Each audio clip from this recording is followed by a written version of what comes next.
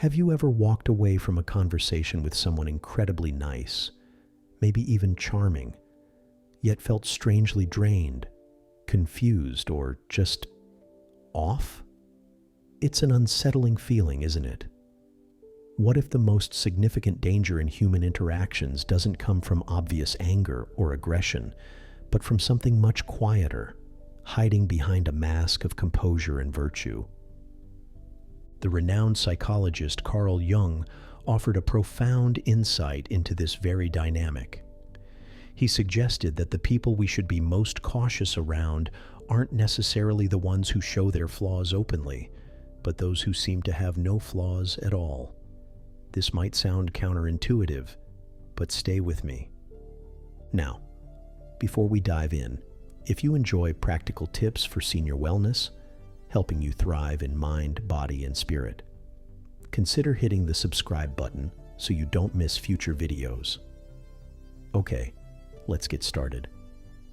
Today, we're unpacking Jung's ideas to understand this hidden warning sign. By exploring the concept of the shadow self, we'll uncover why someone's denial of their own capacity for negativity can be far more treacherous than the negativity itself. This isn't just psychology theory. Understanding this can protect your peace and help you navigate relationships more wisely. Let's delve into this together. So, what did Jung mean by the shadow? Think of it as a hidden backpack we all carry. Inside are all the parts of ourselves we've learned to disown, hide, or simply refuse to look at. It's not just quote-unquote bad things like anger or envy, though those are often in there. It can also contain buried potential, stifled creativity, or vulnerability we were taught was weakness. How does this backpack get filled? From a young age, we receive messages from family, school, society about what's good, acceptable, or lovable. Be polite. Don't be angry. Be helpful. Don't be selfish. To fit in, to feel safe, we often push away the parts of us that don't seem to align with these expectations. We create a public face, what Jung called the persona, that presents the acceptable version of ourselves to the world. But here's the crucial part.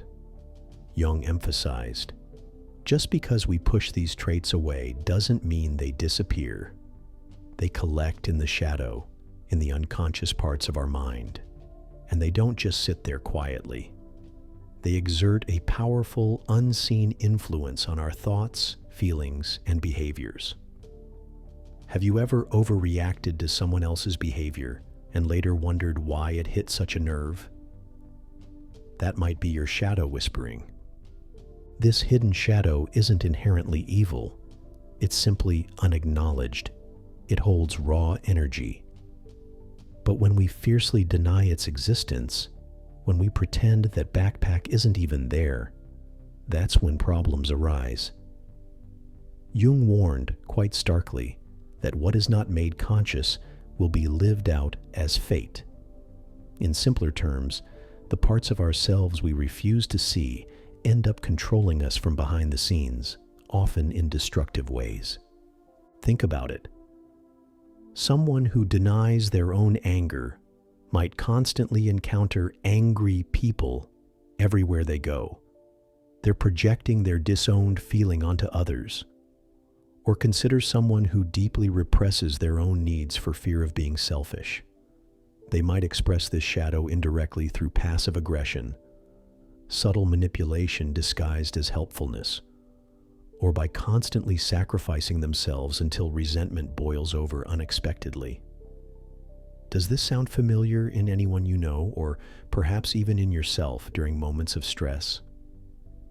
Please share in the comments if a specific example comes to mind.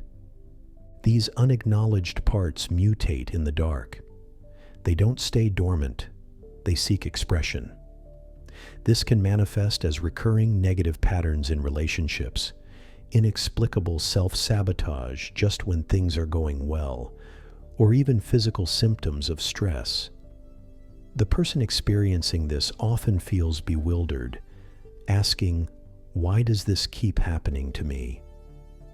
They don't realize they are unconsciously creating the very circumstances they dread, driven by the parts of themselves they refuse to face. Now, this brings us to the very heart of Jung's warning, and perhaps the most surprising part. The danger isn't just garden variety denial, it's the illusion of moral perfection. Jung was most wary of individuals who genuinely believe they are entirely good, righteous, and incapable of significant wrongdoing. Why is this specific type of denial so perilous? Because it creates a complete blind spot.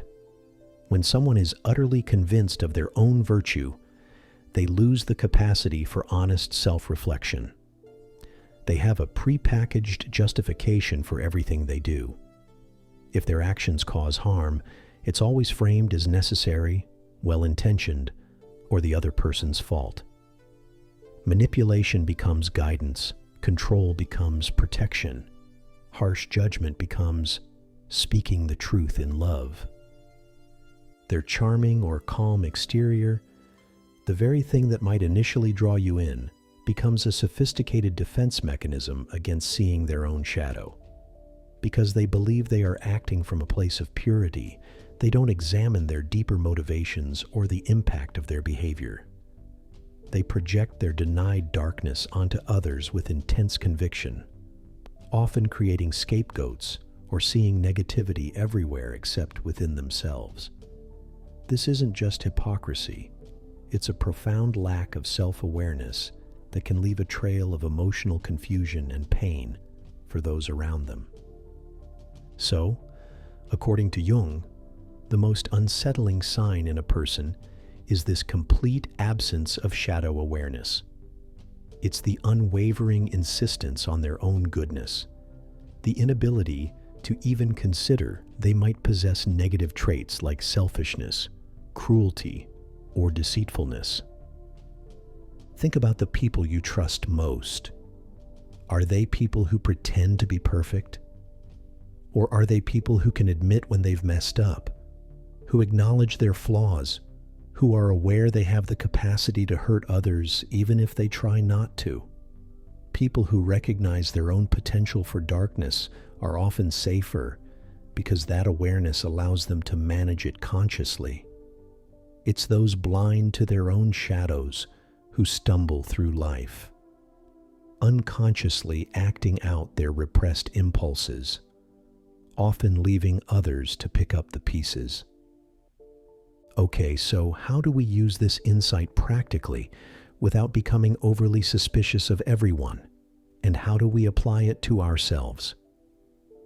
Because let's be honest, we all have a shadow, recognizing it in others. Pay attention to patterns, not just isolated incidents. Does someone consistently present themselves as flawless?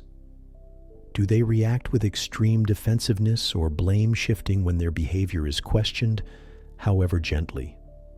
Do they frequently judge others harshly for the very traits they seem oblivious to in themselves, like gossip, control, or arrogance? Are you left feeling confused or doubting your own perceptions after interacting with them? These patterns can be red flags signaling a significant denial of their shadow. Trust that feeling of unease Jung mentioned at the start. Actionable steps for your own shadow work. This is where the real growth happens. Integrating our shadow isn't about becoming perfect. It's about becoming whole and more self-aware. Here are a few gentle steps. Notice strong reactions. When someone really gets under your skin, pause. Ask yourself, what specific trait bothers me so much? Is it possible this mirrors something I dislike or deny in myself? This isn't about excusing bad behavior in others, but about understanding your own triggers. Curious journaling. Set aside a few minutes regularly to write freely about feelings you usually push away. envy, frustration, insecurity, maybe even moments of pettiness. No judgment, just observation. What situations bring these feelings up? Seek gentle, honest feedback. If you have a truly trusted friend or therapist, you could ask carefully, "Are there any blind spots you notice in how I sometimes interact with people?" Be prepared to listen openly, without defensiveness. This takes courage. Practice self-compassion. Acknowledge that having a shadow is part of being human. It doesn't make you bad. It makes you real. Treat yourself with the same kindness you'd offer a friend struggling with their flaws. This work isn't always easy, especially if you've experienced difficult relationships or have deeply ingrained patterns. Be patient with yourself. Integrating the shadow is a lifelong journey, not a quick fix. Understanding Jung's concept of the shadow isn't about labeling people as dangerous and walking away in fear. It's about developing discernment, learning to recognize the difference between genuine goodness and a performance of goodness that masks deep denial. It's also a powerful invitation to look within ourselves with honesty and compassion. By acknowledging our own capacity for both light and shadow, we become more grounded, more authentic, and less likely to be controlled by unconscious forces or project our issues onto others. It leads to healthier relationships built on reality, not illusion. It allows us to navigate the world with greater wisdom and protects our emotional well-being.